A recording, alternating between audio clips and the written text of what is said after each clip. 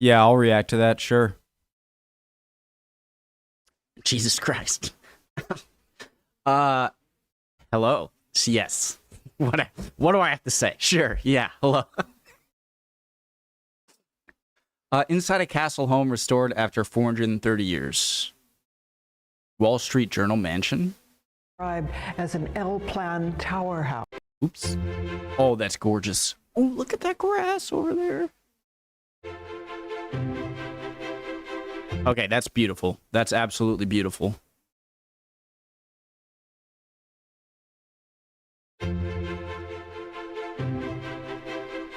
Tully Barclay Castle is described as an L-plan tower house, but most people would say it's a castle. It's got all the features, the thick walls, the shot holes, the gun loops. Everything you want in a castle is here. Tully Barclay Castle. We're very The grounds blessed are with gorgeous. a magnificent arched front doorway.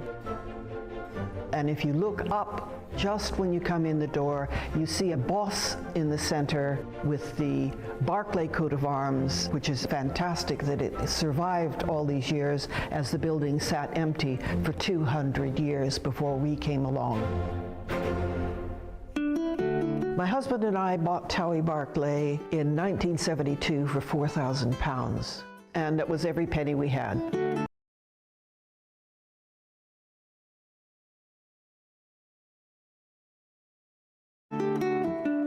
The castle was completely overgrown. You couldn't find the front door because of the undergrowth, but we were determined from day one and worked our way through the first phase of the restoration, which was the ground floor and the first floor. Everything was a challenge, every single thing. First of all, one of the worst jobs was chipping off cement that was plastered onto the entrance hallway walls.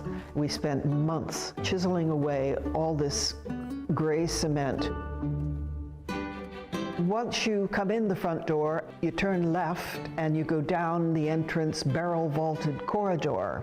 This leads you straight ahead to the main spiral staircase, but on the left, we have the original kitchen with our aga.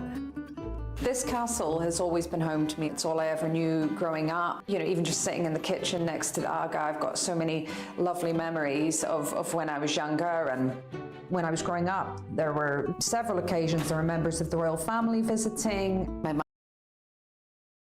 Okay, something doesn't add up. When I was growing up, there were. What is going on? They got it for $4,000. I get it. It's in the 70s still. Okay, what is that? Like 25 grand now? Or not even. And so it sounds as if they don't have that much money, and they got a deal, and yet they have the prince. Is that the Queen Mother?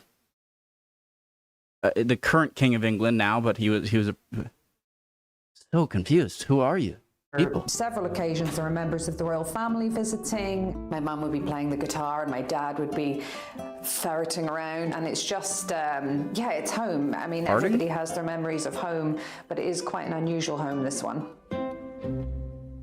Across from the kitchen is our dining room. We have our candlelit dinners in there. Is this where The Hobbit was shot, of the Bilbo dinner? I hate these people because I'm very jealous. We have our candlelit dinners in there. Before people visit the castle, I imagine they sometimes have ideas that it might be a little bit cold or creepy or, you know, filled with ghosts. I don't know. Just about everybody who comes says, oh my gosh, you know, it's so I would be so excited. cozy and it's so nice and friendly and it's not creepy at all.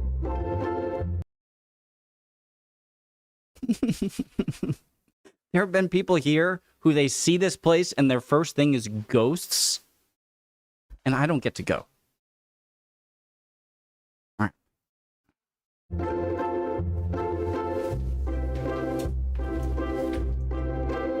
When you come into the Great Hall, you feel like you're stepping back in time because all of the things that we bought for the Great Hall are of the period and really make you feel like you're in another age.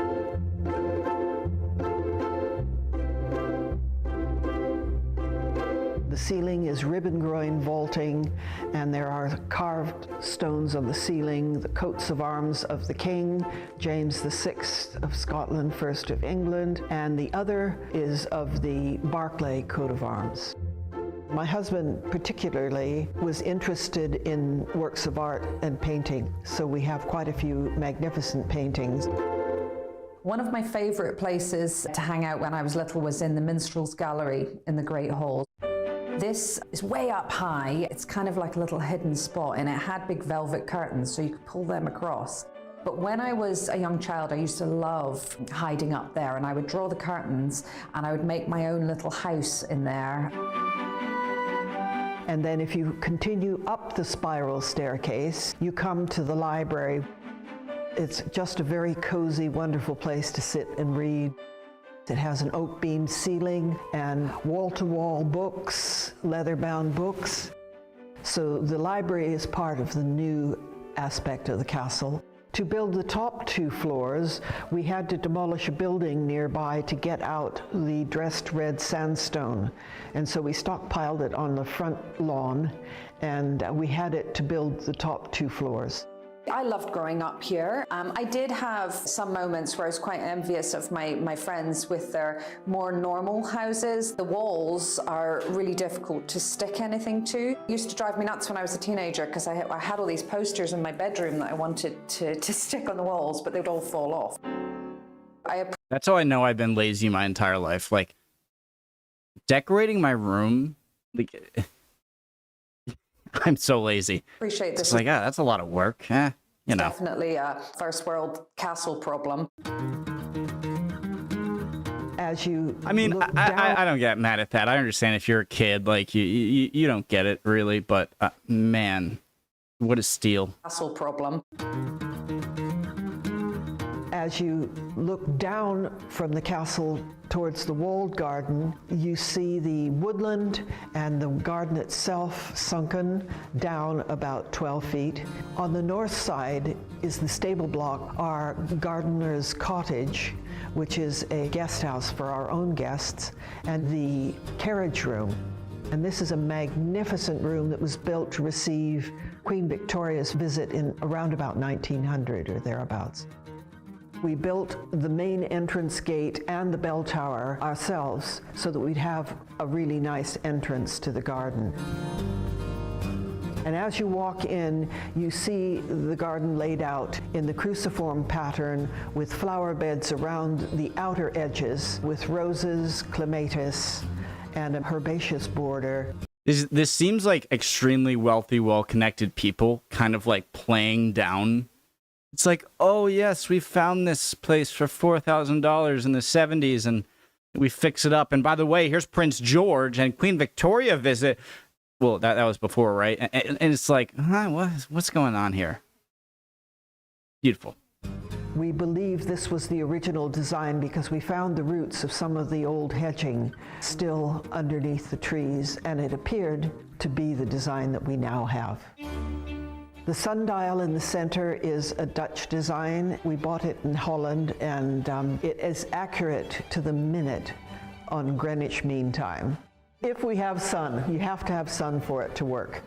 The wall for the greenhouse was complete when we bought the property. The only thing that was missing was the greenhouse itself. So we knew the height of the building, and so we built the rest. It's been a great thing to have. I've put in a kiwi vine, which produces about 200 kiwis every year, and then flowers for the garden are grown in there. So my mum and dad have always been very passionate about conservation and traditional building skills, and it was a huge focus for my dad. He just felt so strongly that we were very lucky in this country to have these amazing buildings, but these building skills that are required. I love her dad already. I think it feels like he's passed away, but in this country to have these amazing buildings, but these building skills that are required to maintain these properties are just disappearing. Without any doubt, purchasing Towie Barclay was the most exciting thing we'd ever done. And it was fantastic to be able to actually own this building. We've spent a lot of time cleaning the stone, which was a laborious, boring job beyond belief, and there was a lot of it. It was a job that now you would probably do with shot blasting, but being soft sandstone, you could damage the stone if you weren't careful. So we went around with a wire brush and a chisel and scrubbed and cleaned every single stone. We wanted to base ourselves here at Towie Barclay and bring up our family here, and that we've achieved over the last 50 years. This property is quite big for one person now that my husband passed away, and I think the time is right. I'm looking forward to a new owner taking it to the next level, and I know every inch of this property really well. So I can tell them anything that they might want to know about it. 1.26 million. How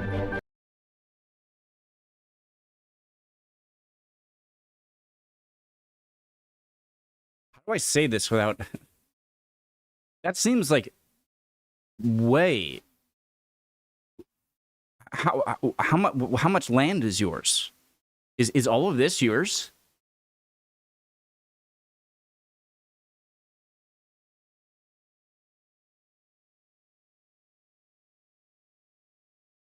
$1.26 million. That's a lot of money, obviously, but it doesn't seem like a lot for this. Which either there's something I just don't know about UK property value or around this area, or none of this is yours, none of this is yours, none of it's just like this area here. And I do get it if, like, you know, they brought up a family here, but clearly the husband was very, she seems knowledgeable too, but I'm assuming the husband was very knowledgeable. But, especially if you're bringing up a family like they did, I mean, you know, plumbing's got to be a little strange, electricity, air conditioning, just all this sort of stuff, heating. But if you're passionate about it like they seem to, it seemed to have been a very, very good purchase. And, you know, she talks about how it's, you know, really laborious, you know, cleaning everything by hand, but working on something like this, it's got to be pretty satisfying, gratifying. Ooh, that's pretty cool. Yeah, it's really cool. Really cool video. Awesome. Wall Street Journal. Hope you guys are doing well. I'd appreciate any comments at all, and I'll see you next time. Bye, guys.